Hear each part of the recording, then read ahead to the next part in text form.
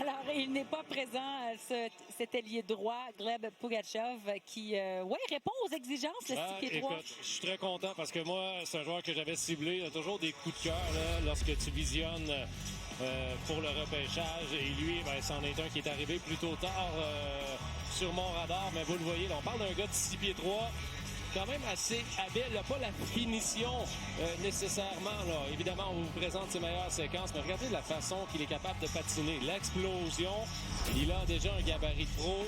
Il a une force brute. Il est très robuste aussi.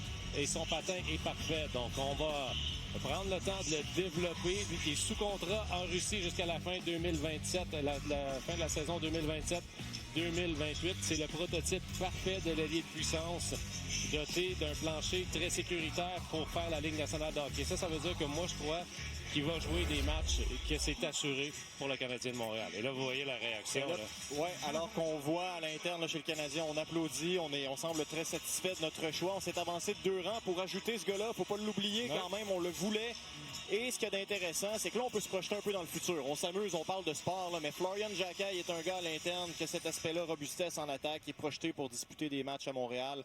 Ce gars-là est aussi projeté, comme tu l'as dit, pour disputer des matchs avec une identité claire. On a Aiden Popanekis, qui est vraiment pas un petit monsieur qu'on a repêché l'an dernier aussi, qui continue à se développer lentement, mais sûrement. Est-ce que le besoin de robustesse pourrait être comblé? Il faut être patient quand même, mais c'est une bonne sélection. Puis dans son cas, ce qui est intéressant aussi, on voit des joueurs à fort gabarit au niveau junior qui vont l'utiliser de temps en temps. Mais lui, là, c'est à chaque fois qu'il a l'occasion, en échec avant, de terminer une mise en échec. Il le fait.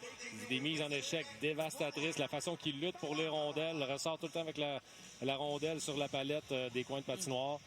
Pour de vrai, on appelle ça un projet, là, rendu à ce stade-ci du repêchage, mais c'est un projet plus qu'intéressant. Un projet qui cadre peut-être parfaitement avec la nouvelle philosophie du Canadien. Adam Nicholas en tête, Martin Saint-Louis. Je sais que le gars n'est pas rendu avec le Canadien encore, mais il aboutit dans une organisation. Francis Bouillon, Rob Ramage, on encadre bien nos espoirs. On leur permet de s'épanouir. Et quand ils arrivent à Montréal, ces gars-là sont accueillis les bras ouverts, que ce soit sur le plan humain ou sur le plan sportif. Ne négligeons vraiment pas la part d'Adam Nicholas et de Martin Saint-Louis avec les jeunes joueurs. Oui, et j'ai aimé voir l'image dans le War Room des Canadiens où que tout le monde fermait leur ordinateur. On se prépare, on a fini, on a fait le travail pour la journée. On s'attendait pas à un coup de maître là, aujourd'hui du côté de Kent Hughes. Je pense qu'on savait qu'on ne voulait pas trop payer ou surpayer pour quoi que ce soit. Mais là, d'avancer d'un petit 2 rangs comme ça, là, sans trop payer, d'aller chercher un joueur qu'on avait vu. Là, je regarde